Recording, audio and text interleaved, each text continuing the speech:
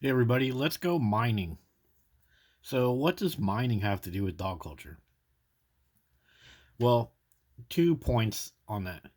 For one thing, dog culture is kind of like a mining operation. America, this dog worshipping America, is being mined for its resources emotional, physical, financial, all the time and money we spend on dogs. It's like a mining operation to extract our resources from us and separate us from our humans. And that's happened in a lot of these mining tragedies because a lot of them were men that were married and had kids, and they had no choice but to work in these mines to make money. And then guess what happens when these men die or are disabled from their mining operations? Well, they're separated from their humans, much like when a dog attack happens. A person can spend all their life with a dog, and then an 8-year-old pit bull kills the dad. And it's very similar to what happens in these mines. And another thing about these mining tragedies, when dog lovers hear something about a dog killing somebody, one of the things they will say is the logical fallacy where they compare it to other tragedies like, oh, well, floods kill people. Oh, drunk drivers kill people. Oh, accidents kill people. So why are you so worried about dogs killing people? That's one of the logical fallacies that the dog lovers will always go to. But since they do that, let's look at this mining tragedy. Oops. In court report, the committee called for the mining company and several top managers to be prosecuted for culpable homicide. This is because, frustratingly, the inquiry found that a similar incident occurred at the mine 3 years earlier, but a major tragedy like the one that happened in 1995 was avoided. Then, in the aftermath of that close call, mine managers failed to make any changes that would have ensured the safety of the mine's workers. So, in the end, both the individual mine managers and the company itself were found guilty of murder. The only silver lining of the disaster is that following it, there were significant changes in the mining industry as a result.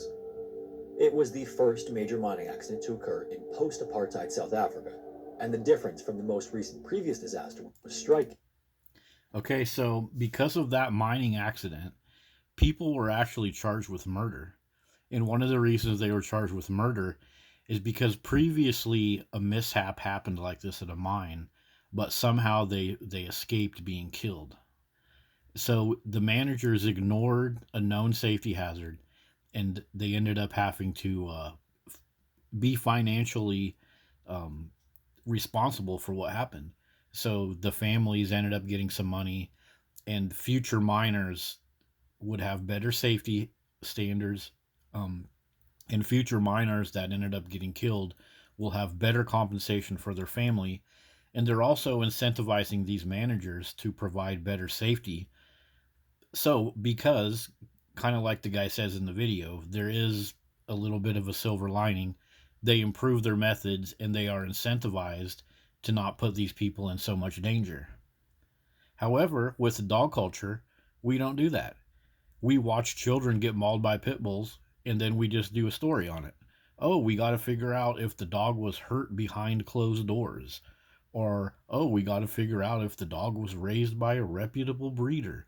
They got all these goofy explanations about why a pit bull dog may have killed a kid, but the problem is right there. The dog is this known safety hazard. The dog is a known safety hazard that gets ignored, ignored, ignored, and the management, the society, doesn't have to pay for it. Who has to pay for it? The families and the kids. Just like with these mining accidents. So, for one, when all these dog culture people start running their mouth about, oh, drunk drivers hurt people, oh, motorcycles crash, yes. But when those tragedies happen, there's life insurance, there's payouts, there's managers getting de incentivized if they've screwed up. Like with drinking beer, we don't say, oh, we got to raise the beer better or we got to raise the car better. No, they say, hey, you got to quit drinking so much beer and driving your car.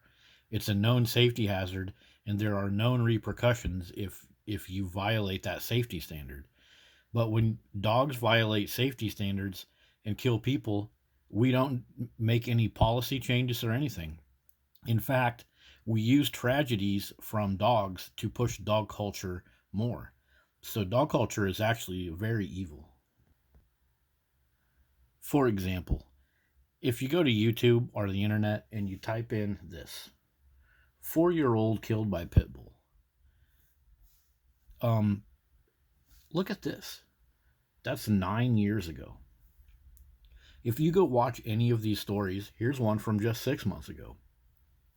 The people standing around, they're going to say the exact same thing.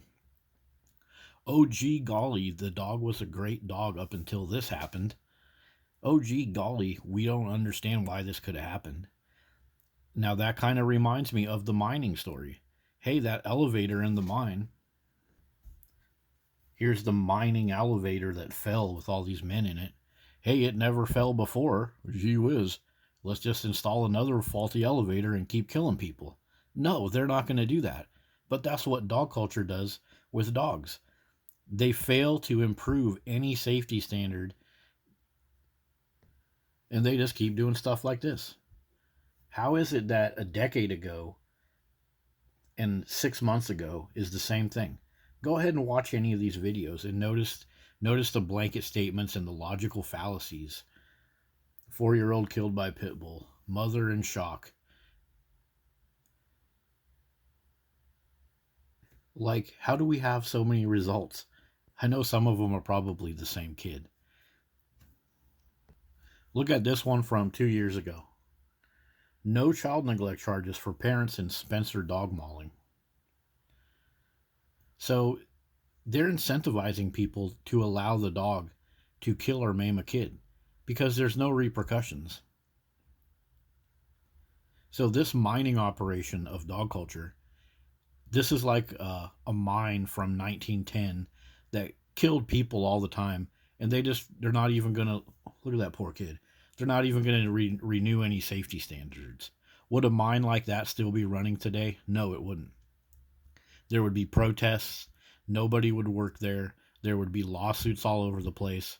The managers would be fired. Civil rights, human rights, women's rights, child rights would be all over it. Yet, when it comes to dogs, we just keep allowing dogs to violate more and more. Here are a few more examples I've collected from El Paso, Texas.